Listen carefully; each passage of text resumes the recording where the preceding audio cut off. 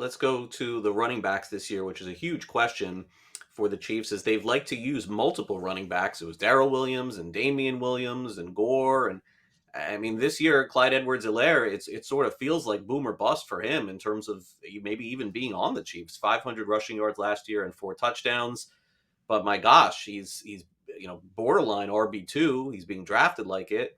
And if you just basically watch, it's amazing, Davis. If you watch Clyde Edwards-Helaire's first NFL game, you would have thought he's headed straight to Canton. But that was probably the highlight of his career thus far. Yeah, I mean, he had 27 touches in that game, did score a touchdown, but I mean, honestly, I think a big part of his career turned in that game because they gave him 5 touches inside the 10-yard line. He got stoned on all of them, ended up scoring a receiving touchdown in that game.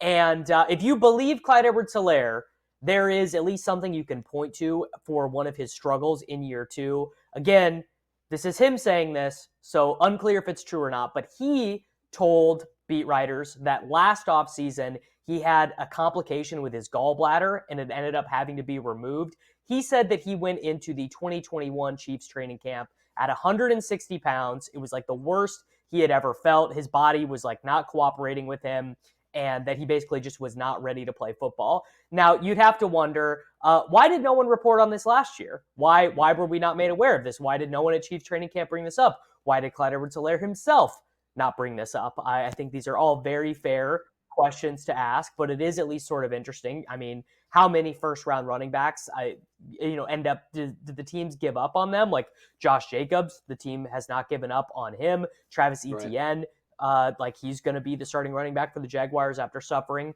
the Liz Frank. If it's true that there's a reason to point to for Clyde Edwards-Helaire's struggles as a rusher last year, there's probably some chance that he actually is like a league-winning pick.